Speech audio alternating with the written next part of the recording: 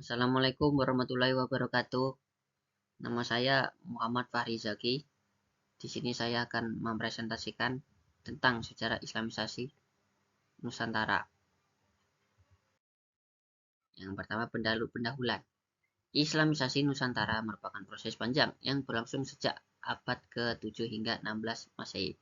Proses ini dilakukan melalui jalur perdagangan, dakwah, perkawinan, dan akulturasi budaya. Islam diterima secara damai oleh masyarakat lokal karena fleksibilitas ajarannya yang menghargai budaya setempat. Pentingnya Islamisasi. Yang pertama, untuk membentuk identitas bangsa Indonesia yang religius, mengubah struktur sosial dan politik Nusantara. Yang ketiga, meninggalkan jejak budaya seperti seni, sastra, dan tradisi Islam.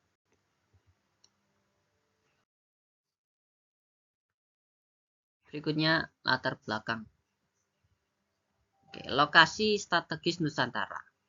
Nusantara berada di persimpangan jalur perdagangan dunia antara Asia Timur, Asia Selatan, dan Timur Tengah. Jalur perdagangan internasional. Pelabuhan penting seperti Aceh, Malaka, Gresik, dan Makassar menjadi titik temu pedagang dari berbagai bangsa termasuk pedagang Muslim. Kondisi sosial budaya. Masyarakat Nusantara sudah terbuka terhadap pengaruh luar. Adanya tradisi menerima agama baru seperti Hindu dan Buddha memudahkan penerimaan Islam. Motivasi pedagang Muslim. Tidak hanya mencari keuntungan ekonomi, tetapi juga menyebarkan nilai-nilai Islam. Dakwah sering dilakukan bersamaan dengan aktivitas perdagangan. Selanjutnya, teori masuknya Islam. Teori masuknya di Islam ada 3 di sini. Teori Gujarat. Islam dibawa oleh pedagang India. Yang kedua, teori Persia. Melalui pengaruh budaya Syiah yang dibawa oleh Persia dari India.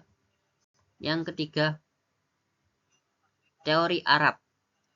Langsung dari pedagang yang berada di Arab bagian Timur Tengah sejak abad ke-7. Selanjutnya, jalur Islamisasi perdagangan. Hubungan dagang erat dengan pedagang Muslim. Kedua, dakwah. Ulama seperti Wali Songo mengajarkan Islam secara persuasif. 3, perkawinan. Pernikahan dengan bangsa lokal mempercepat penyebaran Islam di Nusantara.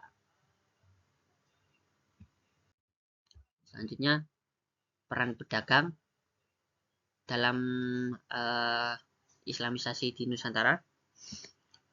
Pedagang Muslim memperkenalkan nilai-nilai Islam seperti kejujuran, keadilan, dan kesetaraan saat berdagang.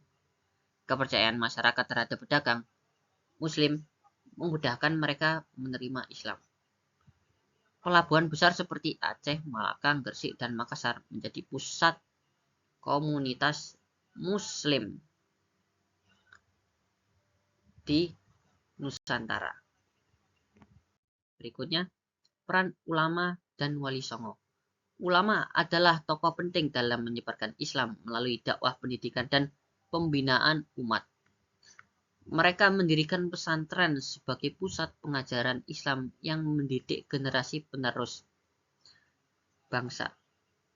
Wali Songo adalah 9 ulama yang menjadi pelopor penyebaran Islam di Pulau Jawa. Oke. Berikutnya, kerajaan Islam pertama. Ya, kerajaan Islam pertama yang pertama di Nusantara itu Samudra Pasai yang berdiri sejak abad ke-13. Kerajaan Islam di Nusantara ini berletak dekat dengan pesisir pantai.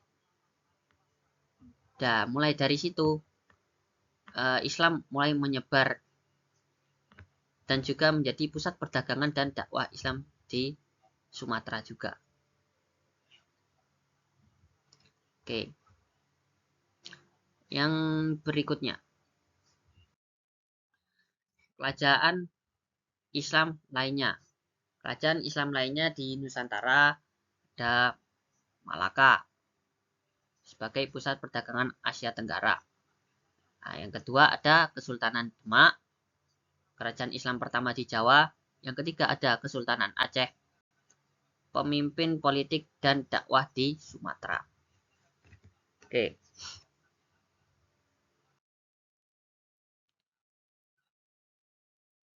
Oke, selanjutnya ada Islamisasi di Pulau Jawa. Peran besar Wali Songo dalam menyebarkan Islam di situ mempengaruhi orang-orang agar mau masuk ke dalam Islam dengan ajaran-ajaran mereka dan menggunakan seni dan tradisi lokal seperti wayang untuk membujuk mereka agar mengikuti ajaran Islam. Yang selanjutnya juga Wali Songo itu meninggalkan warisan seperti Masjid Agung Demak agar warisan ini bisa turun-temurun untuk mendidik anak-anak penerus bangsa agar bisa mewarisi tradisi-tradisi dan untuk membuktikan bahwa sejarah Islam itu di Jawa seperti Masjid Agung ini ada Masjid Agung Demak ini.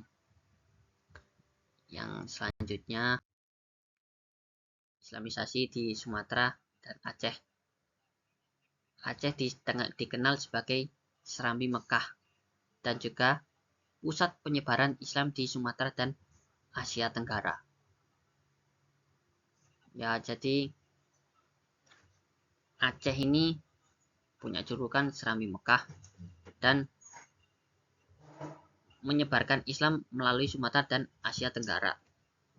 Selanjutnya Islamisasi di Kalimantan dan Sulawesi. Pedagang Bugis Makassar membantu menyebarkan Islam ke pedalaman. Kalimantan menjadi pusat dakwah dengan pengaruh kerajaan lokal. Islamisasi di Maluku dan Papua. Islamisasi di Maluku. Sultan Ternate dan Tidore berperan besar dalam menyebarkan Islam di Kepulauan Maluku. Pada abad ke-15, kedua kerajaan ini menjadi pusat penyebaran Islam di wilayah timur Nusantara.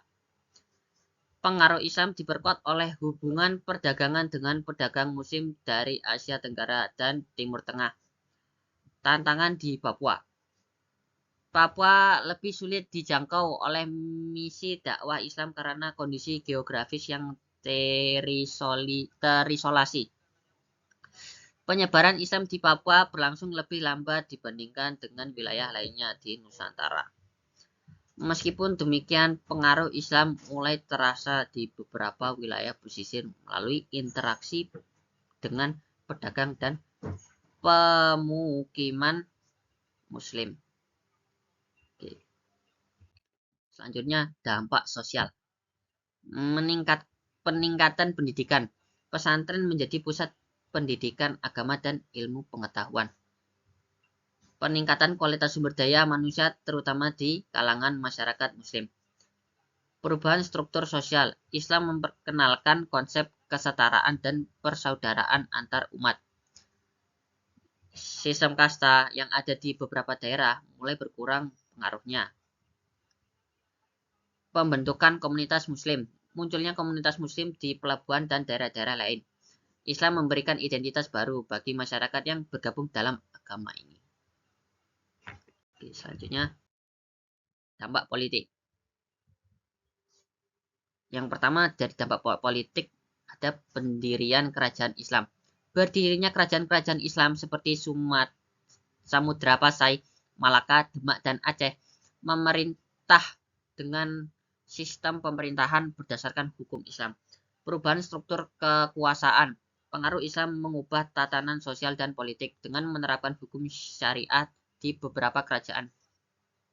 Penguasa Muslim seringkali berperan sebagai pelindung agama dan memperkenalkan sistem pemerintahan Islam. Hubungan diplomatik dengan dunia Islam.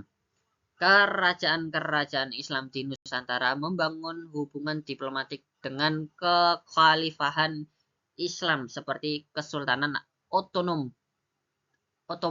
dan kerajaan-kerajaan di Timur Tengah.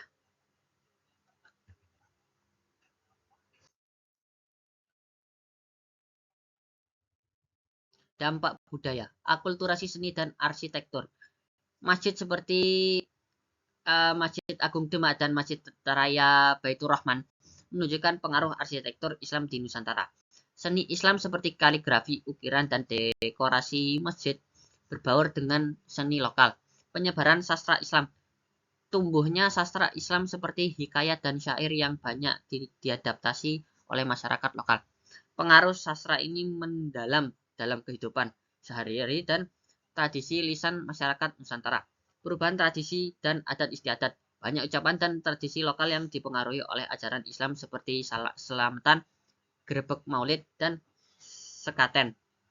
Tradisi lokal dipadukan dengan nilai-nilai Islam menciptakan identitas budaya yang khas. Tokoh penting. Tokoh penting diantaranya Wali Songo ada 3 di sini, Sunan Kalijaga. Salah satu Wali Songo yang terkenal dengan pendekatan dakwah yang menggunakan seni dan budaya. Memanfaatkan wayang kulit, gamelan, dan seni tradisional untuk menyampaikan pesan Islam. Yang kedua ada Sultan Iskandar Muda dari Aceh. Sultan Aceh berperan besar dalam memperluas pengaruh Islam di Sumatera. Membangun bangunan Aceh sebagai pusat perdagangan dan dakwah Islam di wilayah Asia Tenggara. Sunan Giri, Wali Songo yang juga mendirikan pesantren di Giri, Gresik, menggunakan metode pendidikan yang melibatkan masyarakat lokal untuk memperkenalkan Islam secara sistematis. Peninggalan sejarah. Peninggalan sejarahnya Masjid Agung Demak itu salah satunya masjid tertua di Indonesia yang dibangun pada abad ke-15 oleh Wali Songo. Menjadi pusat dakwah Islam dan simbol kemajuan budaya Islam di Jawa. Nisan dan makam Islam. Nisan makam para ulama dan raja Islam di Nusantara seperti makam Sunan Gunung Jati dan Sultan Aceh. Nisan ini memiliki desain khas yang menunjukkan pengaruh Islam. Manuskrip Islam. Naskah-naskah kuno yang berisi ajaran Islam seperti kitab-kitab fikih dan tafsir yang disalin dan dipelihara dalam tradisi lokal. Contohnya adalah kitab Al-Hikam dan kitab tafsir Al-Quran yang menjadi referensi penting dalam pengajaran agama. Ya, itu tadi 3 contoh-contoh peninggalan sejarahnya. Oke, kesimpulannya proses islamisasi yang damai. Islamisasi di Nusantara berlangsung melalui berbagai jalur seperti perdagangan, dakwah, perkawinan, dan akulturasi budaya tanpa kekerasan. Pendekatan yang adaptif terhadap budaya lokal membuat Islam diterima dengan baik oleh masyarakat. Pengaruh besar terhadap identitas budaya. Islamisasi membentuk identitas budaya Nusantara yang khas, mempengaruhi seni, sastra, sistem sosial, dan politik. Membawa perubahan positif dalam aspek sosial, politik, dan budaya, termasuk berdirinya kerajaan-kerajaan Islam yang maju.